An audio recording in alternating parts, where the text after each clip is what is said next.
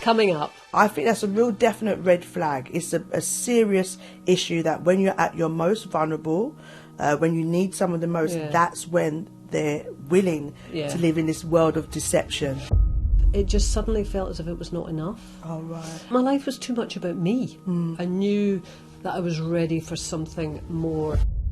I suppose the only time you get to practice being a mother or father is when you're actually a mother or father. That's the most time you're going to be really in it to understand whether you're ready. What is an embarrassing thing that you've never told anyone about? Oh, girl, if I've never told anyone, do I want to tell thousands of people now? Of course I do. I'm a loose woman. Well, welcome to the podcast with me, Kaye Adams, and the one and only Judi Love. Oh, I'm excited to be on with you, I know, Kaye. I know. But you better not make me blush. You're terrible at making me blush. Of course I won't. Well, earlier this week, I was speaking to Frankie about ageing and how to speak to your kids about mental health. It was a really good chat. I learned so much from Frankie. If you haven't already listened to it, please do go back and have a listen. But today's episode is all about answering your questions and also juicy dilemmas. Now, you've already done this with Nadia. The thought of you and Nadia Sawala talking juicy dilemmas. We got so into the juice, so I'm excited to be back with you to get into it. We want all of your juicy dilemmas, all of your questions, and let's get into it. All right, be gentle with I me. will. Are you ready? Here we go. Sophie asks, do you ever feel ready to have children, and how did you feel when you took that leap to decide to have children? Oh, well, I mean, it took a long time for me, Judi. Really? I mean, I had my first when I was 39. Oh, wow. Yeah, and then I had Bonnie when I was 43. But I decided, and nobody ever believes me when I say this, but I promise you it's true. I decided that I wanted to have kids when I was 36 and I was walking across Westminster Bridge in London. Okay, what was the defining moment? Like, what did you see? Honestly, it was like... I don't know. I mean, up until that point, lots of people have said to me or said about me, Kaye doesn't want kids. And that wasn't true. Oh, really? But I just wasn't there. Right. You know, I was having a great time. Ian and I were together from we were 30. You know, he was working abroad a lot. I was travelling a lot for my work. We were having a lovely life. And you know what? It's a funny thing. I think, although I was having a lovely life, it just suddenly felt as if it was not enough. Oh, right. Okay. And I was getting a bit bored of just thinking about me all the time. Do you know what I mean? And what am I going to do in the house? And, you know, what am I going to do this weekend? And it hit me like a ton of bricks. It's interesting you say about, you know, you just fed up with doing with like the normal day stuff. Because I know people that decided not to have children, that their reason was because they didn't want that responsibility. But now you're saying you got to a stage where you felt like, I want more. Yeah, it was just, my life was too much about me. You know, it just felt, not that it felt empty. I mean, I was having a good time, but I was ready. I knew that I was ready for something more in my life that wasn't just about me. Yeah. Whether I was actually ready for the reality of kids. Are we ever ready? Like, let's be real, mate. Planned or not planned, are we really ready? Yeah. Well, how old were you? I mean, I was 25 when I had my daughter, and it was not planned. It wasn't planned. It was not planned, but I'm grateful that I had my daughter. And was it a surprise? It was a surprise. It was a surprise. It was a shock. I was just like, hold on a minute, this is 2 lines. What's just going on here? And so I was not prepared, but I felt like in that moment, I just had to make that decision of like, oh, okay, this is what I'm going to do. Because I always thought about having children. I always saw my life having children. And in that moment, I remember thinking, I've got to speak to my mum. And I went to my mum's house because that was the most important person that I wanted to hear what they would say. And I was like, Mum, I'm pregnant. And she went, okay, what are you telling me? Just have your baby. It was just like, have your baby. Because, you know, I wasn't married and I was a bit concerned about that. And that's no judgment on anybody, you know, because I had my second child out of wedlock as well. And I think you've just got it's about your own personal circumstances. But when you think about what things are placed in your head when you're growing up, you know, the 2.4 children, married first and so on, I'd obviously had that embedded in me. So the marriage thing was important to you, was it? Marriage was important as well. See, I'm not married. Yeah, I know. And, you know, I admire that you have, you know, taken your relationship for how you want it. I think now at this age, I kind of understand that, not to go by what society expects. Right. So, but I wasn't married. I was early 20s, 25. It wasn't a long-term relationship. And I was just wanting to know that what my mum's feedback was. And when my mum said, have your baby, I was just like, yeah, I'm having my baby. Woo! And it was celebrated and I was supported and never looked back. And I don't think anyone should. If that's what you want at that time, whether you're married, whether you're not, whether you're 25, whether you're 39, it's up to you. Yeah, it's funny you saying that about your mum, because I mean my mum was a huge supporter and everything of me and adored the grandkids when they came, but actually she was perfectly reconciled to me not having children. Oh, really? I think she wanted me to be Prime Minister instead.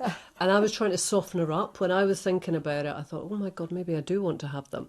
And I took her out for coffee and I said, Mum, I'm maybe thinking about having kids. And she sort of looked at me and went, and this is not the reaction I wanted.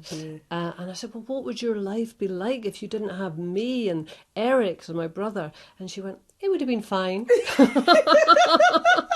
went, all right. Do you know, because there is this granny on social media who does a lot of videos about that and talking about whether to have kids or not and how her life would have been without children, but she appreciates the one that she has. And I think it's what we all say, it's to the individual, isn't it? Whether you have the children or just enjoy your time. Yeah. The kids are going to be here for a long time. Just put it that way.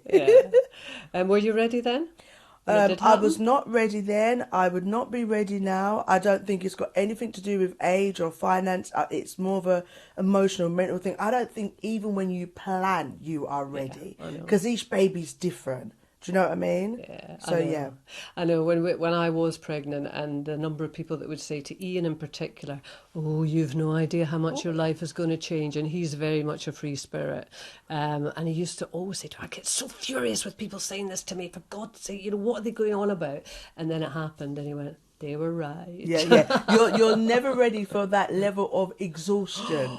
You know, that crying, that pull, that unsure. Because I suppose the only time you get to practice being a mother or father is when you're actually a mother or father. That's the most time you're going to be like really in it to understand whether you're ready. And it's a big thing to think about and take. If you have got the advantage of planning, then so be it. But I still stick to the fact that I don't think we're ever ready. No, that feeling of you cannot walk away is huge. It's huge. Yeah. Anyway, listen, what is an embarrassing thing that you've never told anyone about? Oh, girl, if I've never told anyone, do I want to tell thousands of people now? Of course I do. I'm a loose woman. Come on. I'm trying to think, okay, because there's quite a few, but I tell you which one. This is why you've got to be really careful with groups, group chats. Yeah. So I was in a group chat with some friends, and one of my friends had gone on a date the night before, so she'd messaged me outside of the group and was like, yeah, Jude, call me after because I got something to tell you, a bit of juice. So I'd messaged her back saying, oh, and I was getting a little bit of the saucy details, but because I was going back and forth to the group, please don't tell me you did this, Judi. I went into the group and was like, I can't believe you did, in the group with everybody else. Oh, you could delete. Delete, because no one else knew. And I was like, oh my gosh, this is why you got to be so careful. So I think that's the most embarrassing. And she understood and we all laughed about it. And she was like, well, at least I know to send you no pictures, girl, because you might post that in the wrong group. So yeah, that's the most embarrassing thing I've done of recent. It's funny, Nadia Sawala, of course, one of our loose women, is always saying to me, and make sure you put that in the right group. For some reason, she thinks I'm the person who's going to put it in the out wrong of anyone, group. it would be Nadia. I know, but she always lectures me. What's the most embarrassing thing you've done? Well, funnily enough, if we're talking about childbirth, there's the thing that always I remember, and I still blush, when I was having Charlie. It was an emergency cesarean. It was supposed to be natural, but anyway, things went wrong. It's beep, beep, beep, and you're rushed through into the theatre. And it was like the emergency theatre, if you like, which had a corridor outside it. So it had to be an emergency cesarean. So, of course, and I apologise for the mental image I'm giving people here, you have your legs up in the stirrups, etc., and, for this all to happen. But the corridor was running sort of just at the foot of the the bed. No. And it was constant, people going up and down and up and down and up and down. And I'm just looking over my own belly. No. And it was like I didn't know whether to wave or smile. So they could see you? Yeah. Wait, hold on, Kaye, because it sounds very embarrassing, but I need to just clear something up. Are you saying like legs in? Is it stirrups? What do you call them? Legs, yeah, stirrups. Yeah. Was you naked? Wait, I was about to have a baby. Oh my gosh, no, Kaye. I mean, yeah. They weren't sparing my blushes. It was like, yeah. That is crazy. You know what? I have no idea why I said that. That came up from the recesses of my mind 22 years ago. There was a little bit of a breeze, that's why. I'm still blushing. Oh my God. Do you know what? In the grand scheme of things, it didn't really matter. But you know, you have that little bit of awareness in your head. You think, like, who walked past and saw? Yeah, you could just imagine going, what's that? Is that Kaye Adams? I don't recognise you from down there. It's a leveler, Judi. It is a leveler. It is. Right, we're going to take a break now. When we come back, we're going to be answering more of your questions.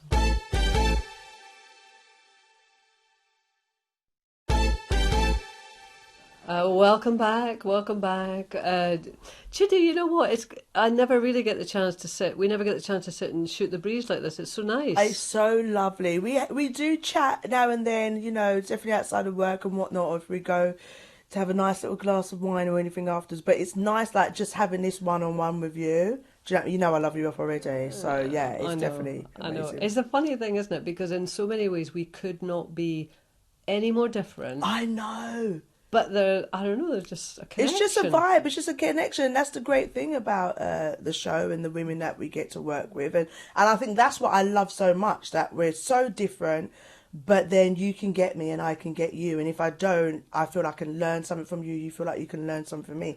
And that's really a great foundation for friendship. I have learned so much from you. And like twerking. Let's not go there again. No, and I'm looking forward to more podcasts so that we can talk about it.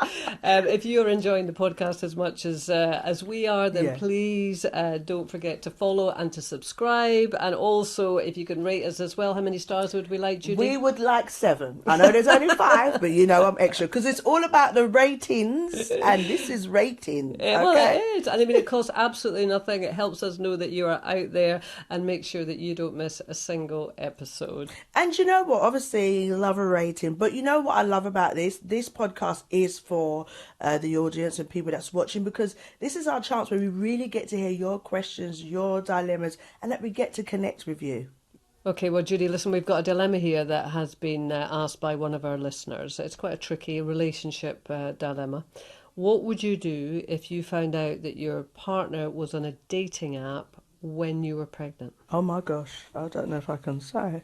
I mean, let me be sensitive. That is really heartbreaking. I'd be very upset, and you know, I think it's a level of deception.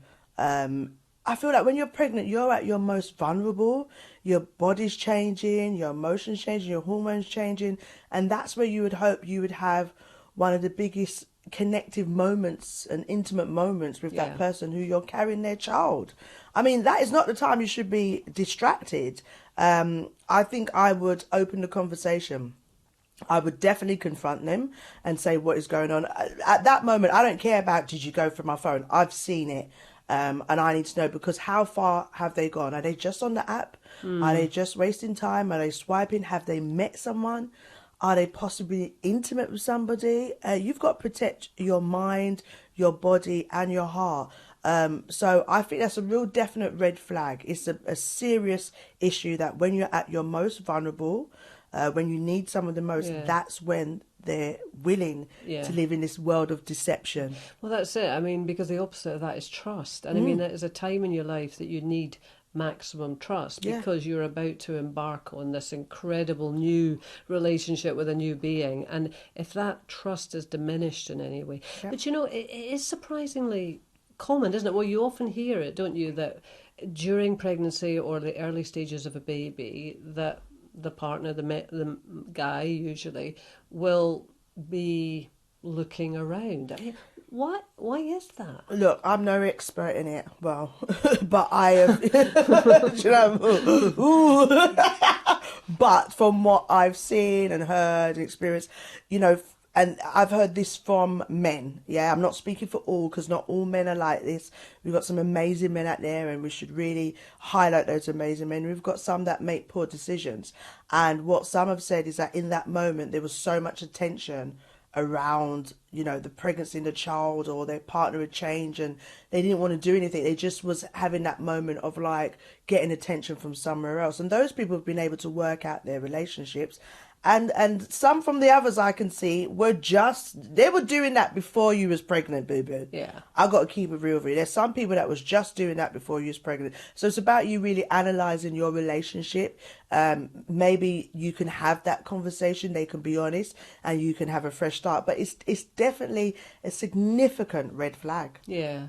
I mean, and what I would be, I mean, it's difficult to give people advice as in do this, but I would hate to think that any other woman would feel in any way that they had any responsibility for a guy looking elsewhere, that, you know, maybe they weren't giving them it. Because you can imagine that, well, I just felt neglected and I didn't know you loved me. And, you know, sexually, obviously, sometimes at that stage, things can be a bit more difficult, etc. Especially if you're high risk or anything, you might not want to be intimate at that period. Yeah, but you're going through a pregnancy, you're going to have a baby, etc. You cannot also take responsibility for another grown individual's sort of feeling that nobody's paying any attention to me. Exactly. And as well, look, in both of those, in the relationship, the woman who's carrying the baby, there's a level of expectation on her to try and keep herself the most healthiest, to try and do things that nurture her body and be responsible for carrying that child. And if you're both in this together to have this beautiful baby and healthy baby, then she's carrying her responsibility. You carry yours, which is to honour her, respect her, and protect her, and not in that time where she's vulnerable enough. Put her in any situation that makes her feel inadequate and makes her feel lonely or fearful that she might have to do this on her own, or she's doing it with someone that she doesn't know and doesn't trust. But I agree with you. You have to have the conversation. Be a difficult conversation, but you I mean, if you're swiping when the bump, what are you going to do when the baby's there crying and hours and no sleep, and, you know, there's other scenarios that's going to come up, you know? So, yeah, have that conversation, boo-boo, straight away. Don't waste time. Well, another dilemma and another kind of relationship. This is from Vanessa. Who I mean, are these to me? Well, you're the relationship I'm single queen. Do you know, Judi, you are one of the first people I would come to for relationship advice. Oh my gosh, that's crazy. I would, because you don't judge.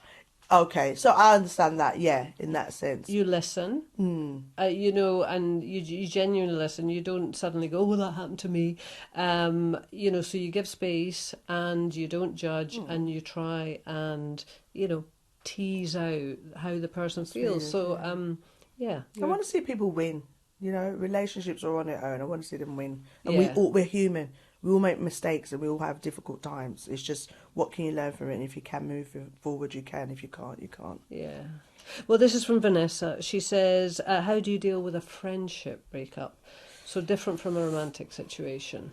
It's a hard one, isn't it? I always feel like when friendships end, it's so easy to kind of be like, oh, well, you know, they're not my friend no more. It's not working out on someone. I'm just going to keep it moving.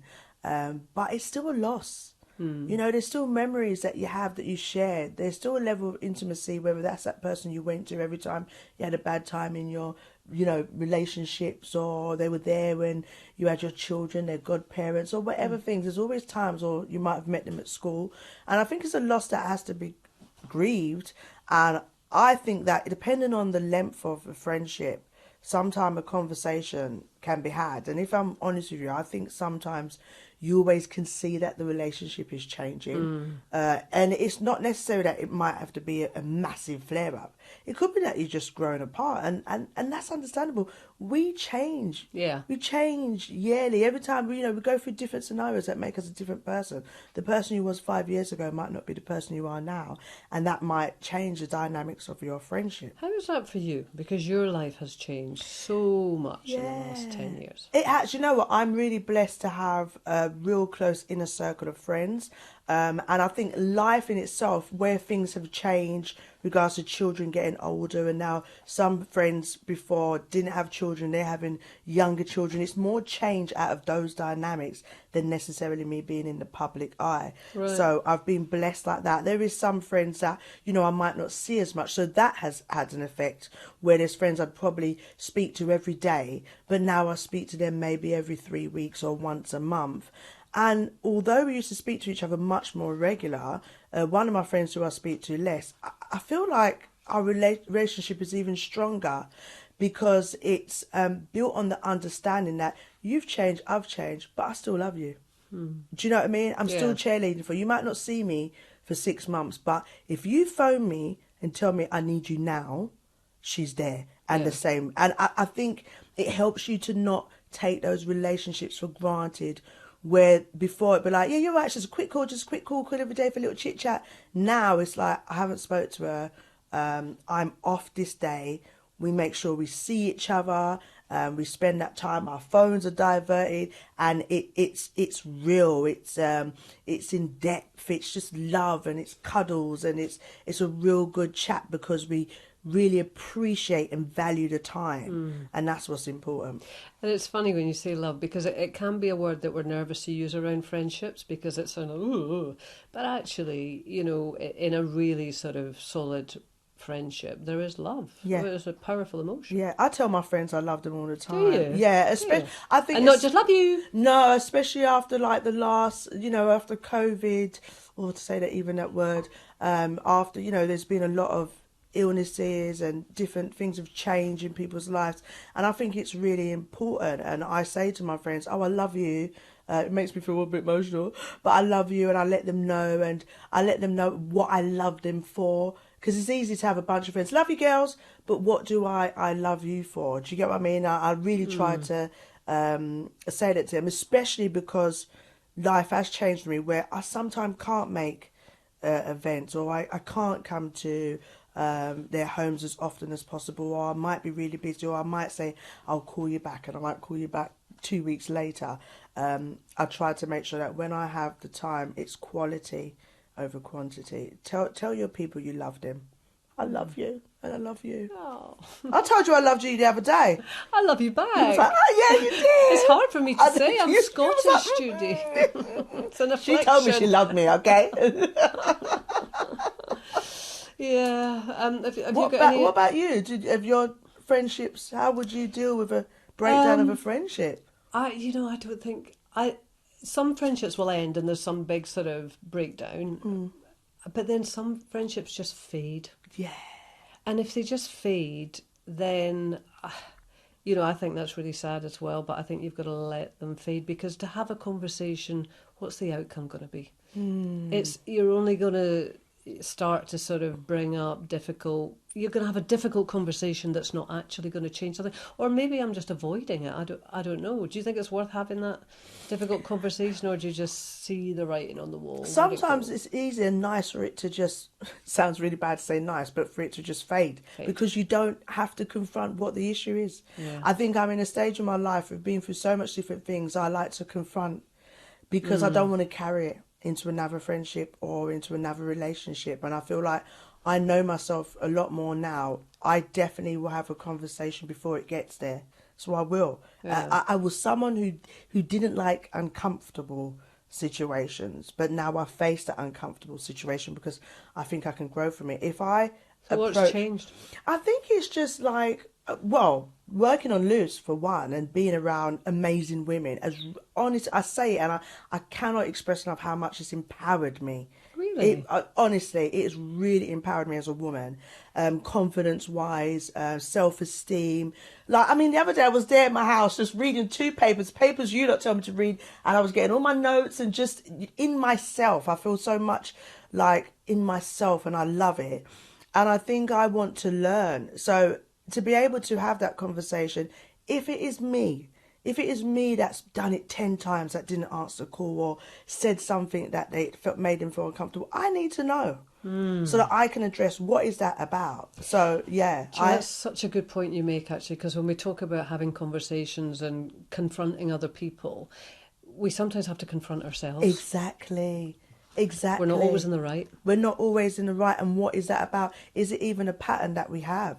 Is it actually, it was something too emotional and that's why I've kind of pushed you away? Am I becoming a bit, like I need to know. And sometimes that uncomfortable, sometimes that uncomfortable conversation is not about what the other person has done. It's about what have you done? Have you allowed this relationship to go on way too long? Have they been saying things and treating you a certain way way too long, but you are used to that behavior of being treated like that? And I think because of friendships and relationships I have had and things that I have been through, it's made me use these uncomfortable situations to continue to empower me and to grow and to evolve as a woman. Yeah. But I do think we need to remember we're not always right. Yeah. We live in a very you're right, I'm right, you're wrong society these days. I think Yeah. social media has kind of fed that, It that really we has. take our positions and we Yeah. hold them. And I think, I do go away and think, did I get that wrong? And the answer is often yes. Yeah. But as you say, you learn something out of it. You learn something, and you might have a friend that wants to grow and learn with you and say, you know what, that did upset me, or apologize if I said something that upset you.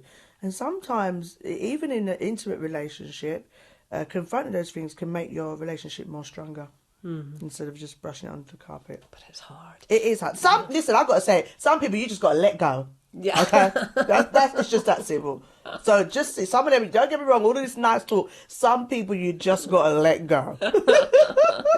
You're making me nervous now. Like my eyelash. I think my eyelash is trying to let go. Hold on a minute. Oh.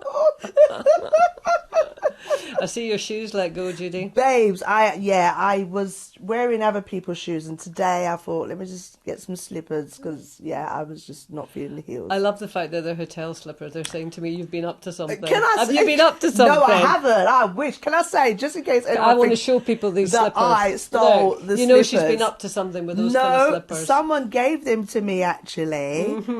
So, You're blushing, Judy. No, I'm not blushing. Next question, Kaye. You've got the next question, Judy. Oh my gosh, maybe I am blushing. Okay, so I think this question is definitely for you. Leah asks, do you love your dog more than your partner? Oh, this is a running joke on Loose Women, isn't it? My love affair with my dog Bee, who I've had for 12 years. Do you have a dog? I don't have a dog, but I am on the verge of buying one, a little puppy. I've got a cat, my cat Belle. Oh, you're a cat person? Yeah, Bella, she's so sweet. Oh, see, I'm keen to hear about Bella, because I don't really get cats because I'm so dog-y. Bella is so funny. I feel like she's definitely got my family personality. I feel like she's a little Jamaican cat. Yeah, she's very like, what are you cooking today? She's definitely a lot like me. And I was watching her the other day in the kitchen, and she was just lying on the floor. She had the light coming in on her. She just was like, yeah, I'm loving this life. I just looked at her, but she's so loving. And I didn't grow up with pets. And I would say for me, it was definitely a cultural thing. My family wasn't about pets at home. Really? When we went back to Jamaica, you might have dogs outside, but not really growing up in the house with you. I can't speak for all. That was So just that my member of the family thing wasn't... No, it wasn't really No. a thing. And like the other day, I had my sister and a cousin come over and my godmother. And each person that came over, Bella came in and they were like, where's the kids? Where's this? Where's Bella? Like, she's so a part of the family, and seeing like my sister as well, who didn't grow up with pets, and she was like, oh, Bella, come Bella, and Bella climbed on her, and being able to introduce that new way of like having pets to the family was such a beautiful moment. She's our baby girl. She's my baby girl. And I find that she knows if you're anxious, if you're tired, if you're stressed, she'll come and sit on you, and she'll just rub her head on you. And she knows when you're cooking. She hears that little Dutch pot. She comes running in. But it's funny because people say it's cats, dogs, but actually the way you describe it just really made me think. I like pets, so if it's a cat or a dog or somebody's got, I don't know, a rabbit or anything else, whatever, they are like a repository of love. Oh, I like that word. And, you know, we joke, like with Ian and I, we both adore, well, and the kids also adore the dog. But in some ways, I think she is the way that we communicate with each other, Oh, because really? we are not a very well, we're quite demonstrative. I'm demonstrative with the kids, but it's Scottish Presbyterian. We're not lovey-dovey people. We're all a bit kind of uptight and repressed and all this kind of thing. But all of us with the dog are as soppy as anything. Really? I mean, we can be watching television at night and the dog is usually with me because she loves me the most, Oh, which is a big competition in the family. They hate me for that. But let's say she's on the carpet. Ian will get down on the carpet beside the dog and we are talking pillow talk. I mean, I really? almost feel I should leave the room. It is, honestly, it's kind of, if anyone could teach you, oh, my love, I mean, he is whispering sweet nothings to the dog. But I love it because I think it just probably allows us as quite uptight people to let that go. And you know what? If I had a partner who didn't love the dog, Yeah. it would be like, no. Yeah. I don't think I could date anyone who's like not a cat person, because I'm Or not. an animal person. No, I'm not locking my. I was No. about to say the wrong word there. I was about to say a different kind of cat.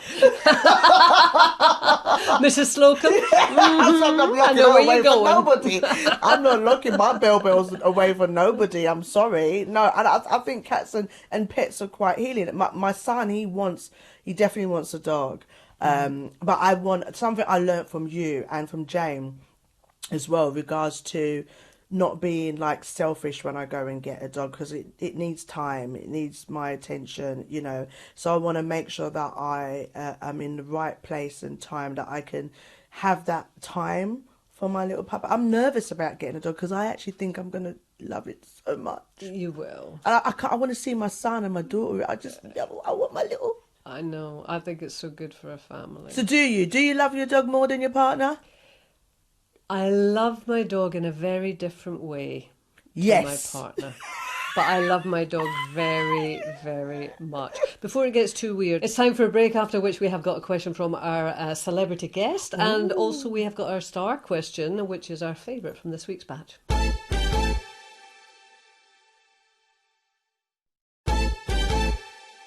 Welcome back. It is time to hear from our celebrity guest. Hey, it's Anastasia here with a beautiful question for you lovely ladies. I have struggled in my life to fit in and feel like I belonged. Is there anything in your life and any specific time in your life you felt you didn't fit in and you didn't belong, and what was that for you? Have you ever felt that?